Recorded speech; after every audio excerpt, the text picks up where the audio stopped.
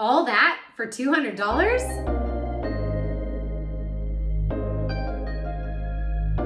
Hey guys, I'm Jane. Welcome back to my YouTube channel. I am so happy that you're here. Today I have for you a full in-depth review of the Garmin Forerunner 55. And just so you know, I purchased this watch with my own money, so it is a completely honest review for you today. And I think you guys are going to be just as impressed as I am with all of the features and capability that this budget watch has to offer. So let's get into the nitty gritty, starting with the display, overall look and feel of this watch. You guys can see that I have a teal color, but it also comes in white and black. It's a very comfortable size, coming in at 1.04 inches. It's perfect for most of what you'll need. As far as the weight on your wrist, it's very, very lightweight, guys. When I have it on, I can barely feel that I'm even wearing it. It's 39 grams, so when you're comparing that to other watches, you're going to find that it's very lightweight, especially when I'm comparing it to my Garmin Fenix, which has a lot of capability. And so because of those internal features, as well as the sapphire glass that it has, makes it very heavy. I also have a review of that watch that I love, but it's much more expensive, so it's hard to really compare the two. The display of the watch, it's very easy to read. It's easy to read outdoors. It's not going to be at all like an Apple Watch screen or touch screen or anything like that, which is honestly what I love about it. And you need to be able to easily read your workout when you are outside. And that's why this is the way that it is. As far as the resolution, guys, there's a little bit to be hoped for there. You can see a little bit of pixelation when you look up close to it, but nothing that to me is really gonna get in the way of anyone using it, unless that's something that's really bothersome to you. It has the 5-button functionality, which takes a little bit of getting used to, and there's a learning curve there. I personally like using the buttons much more than using something like a dial or using a touch screen. Let's get into the battery life next, which I know so many of you find to be super important. So this, guys, is a major upgrade from its predecessor, the 45. It has 20 hours in GPS mode and up to 2 weeks of battery life in smartwatch mode. So you're going to have a combination of those two, right? Because you're going to be doing your training activities outdoors using GPS some of the time, and then the majority of the time you're going to have it in smartwatch mode when you are wearing it, and then it's also going to just be running in the background, such as when you are sleeping or something like that. Let's say you're getting a week to a week and a half from this watch is extremely good, and when it is depleted, then you're going to have to charge it for about 2 hours to get back to that full charge. So when you think about in the grand scheme of that much time, when you're wearing it 24/7, only having to charge it for 2 hours is really very, very little. As far as other watches having better battery life, if you are someone that's an ultra runner, major endurance athlete, and going on those really, really long runs or going on camping trips or something like that where you're not going to be able to charge it, you might be wanting to look for something with a little bit better battery life. Something that's very similar to this but has even better battery life is the Coros Pace 2.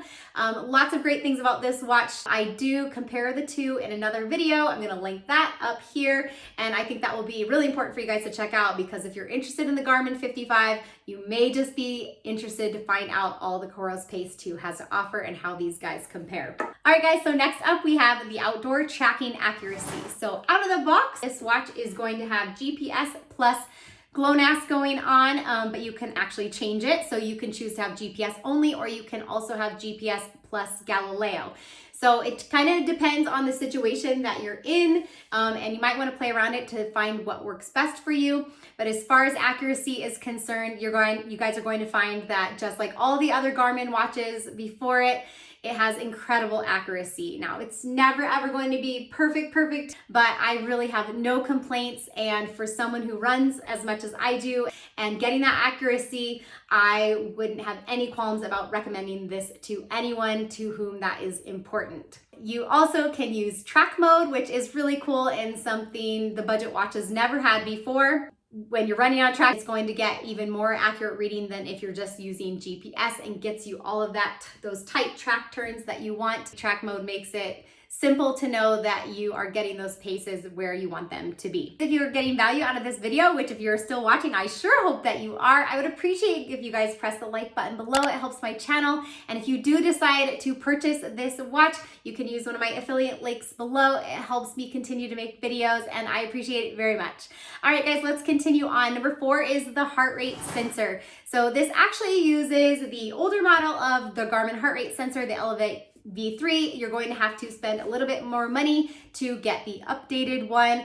But I've actually been really happy with the heart rate capability that it has, knowing that this is a wearable for your wrist as opposed to a chest strap, which is where you're going to get the most accuracies. And even if it doesn't get the measure exactly right, I do feel pretty confident that it's staying in those right zones. As a coach, when I'm wanting my athletes to make sure they're staying in those right training zones, I feel really confident about the data that this is delivering. If they're in an aerobic zone, or if they're in a threshold zone or an anaerobic zone, even if it's not to a T. I've noticed very much that when I feel really, really tired in a run, that my heart rate should be high, and it is high. If it feels like I'm going at a very easy pace and I feel like my heart rate should be fairly low, then it is fairly low. I've noticed that it stays pretty consistent throughout a run if I'm staying at the same pace, that type of thing. So those are the things that I am looking for. The watch also utilizes the heart rate sensor while you're sleeping to offer sleep tracking, which it does a pretty good job of sleep tracking with telling what type of sleep that you're in. It's nothing amazing, but it is nice if you're trying to make sure that you are getting enough sleep, filling up that body battery so that you're ready for your next workout and just ready for your day in general. Okay, number 5, talking about the sport profiles that are available. There are 18 of them, including the basic ones that you would think of: running, cycling, swimming. Yes, it is waterproof. I've used it swimming and it works perfectly. It also has other types of things such as cardio, indoor track, a walk, yoga, elliptical, HIIT, all of those other, workouts that we might like to be doing. And then a couple others that I would personally be interested in as a runner are the treadmill run as well as the virtual run. So I use the treadmill run a lot. It becomes more and more accurate as you run outside, and it actually gets an accurate reading of your stride length. As far as the virtual run, guys, that's for people using something such as Zwift, which isn't something that I've used. If you are a Zwift user, just drop a comment below and let me know if you are using the virtual run and how you like that. That will help others who are interested in this feature as well. All right, number 6, this is important to most of us, are the health and training metrics. If you're doing well with your workouts and how your runs are going and things like that. So it can track things like such as your VO2 max. It can, based on your VO2 max, it can give you race finish predictions for things like 5K, 10K, half marathon, and marathon. And actually, up until today, when I looked back at this, I have felt really confident with those numbers that it's giving me and thinking, yeah, I think it's pretty accurate. I could hit those paces. Today, it's giving me my VO2 max of 54. When I looked at that, I was extremely surprised because it's usually hovering anywhere between like 46 and 49, depending on where I'm at in my training. And it's telling me I can run an 18 something 5K, which unless I'm just not working up to my potential, I don't think that's possible, at least not right now. And I'm very aware of my capabilities. So that's definitely something that I'll want to look into a little bit more. I'm sure after I go for a few more runs, it's just going to get right back on track because up until now, it's been pretty accurate. It can also give you your recovery time that you should be having. It can give you workout suggestions based on your training and what it thinks that you should be doing. So today I went for a run and it just gives you the workout suggestion. I didn't want to do it, so I just ignored it. But for someone who's maybe not following a specific training plan, this can be a great way to make sure that you are following training that will continue to keep you healthy as well as help you reach your goals. It gives you Pace Pro, which is something that the earlier budget watches didn't have. It can make sure during the run that you're staying on pace, showing if you're over or under, which can be really good for a race if you have a particular time goal time that you're going for. It also gives women's health metrics such as mental tracking, and I think some women will find that really important. Number 7 are the training plans and Garmin Coach. So Garmin Coach offers 3 running plans. There's a 5K, 10K, and a half marathon. You actually have a coach that helps you along, and it adjusts to your training. So the paces will adjust depending on how your training's going. But you can also choose from the self-guided running plans, and there's also self-guided cycling plans. Number 8, it has notifications for you, giving calendar notifications, if you've got a meeting coming up, gotta hurry home and shower and get to that meeting. I know I've been there before. You get text messages, and the screen puts it small enough on there to read the whole text message, which I really like, but not too small where you can't read it. You can get notifications from your social media apps if you want to. You can also turn that off, and you can answer and decline calls from the watch, but you're gonna need your phone to actually talk to the person. Okay, number 9 are the tracking and safety features. This is something I've always loved about Garmin that they continue to do, and having it on this budget watch is really important to me as well. They have Live Track, which is where my Family members can track me on any run. I just have it automatically set up, so any run that I do, it's going to my husband. So if anything were ever to happen to me, he would know where I was. If he wants to track me in a race, which we do often, and I track him when he uses Live Track as well, we know right where they're at, which is really, really cool. It also offers assistance by pressing down the button. It will send your emergency contacts your location, which is really important because just for safety feature, incident crash detection, you know, if like something happens all of a sudden, it'll send a message to them as well. It can also do live event sharing if you are someone with an Android device. It does not have that capability for iPhone, unfortunately. Okay, a couple extras. It can scroll through music, which I find to be really important anytime that I'm listening to music. So I have my watch on, I have my Aftershokz Aeropex headphones on, which I love, and then I have my phone in my pocket. And so I don't even have to touch my phone or touch my headphones, and I can easily just flip through the song to find the one that I want, because there's always gonna be that song on that you don't wanna listen to, right? Something else extra it does, it has auto pause. So when you're stopping at a red light and waiting to cross, then you don't have to worry about pushing the button or forgetting to turn it back on, you know, later after you press it. I've totally done that. So that auto pause feature will just stop it automatically. And as soon as you start running, it will start going again. Just want to talk about some misses or deal breakers.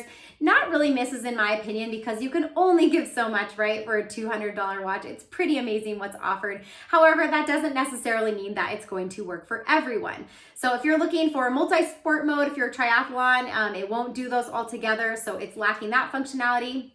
It doesn't have internal music, which my Fenix does have, which means I can go for a run and listen to my music without my phone. Even though you can scroll through the music, you can't actually listen to the music from your watch. So if that's important to you, you might want to look into something else. If you're a very serious trail runner, this may not be the watch for you, because it doesn't have navigational features, and it doesn't have the accurate elevation tracking that you might need, such as a barometric altimeter or a magnetic compass. It doesn't have the pulse oximeter, not sure how you say that, to measure oxygenated blood. So if you're someone who's very focused on watching that for your health, or as a serious athlete or something, it doesn't have that capability.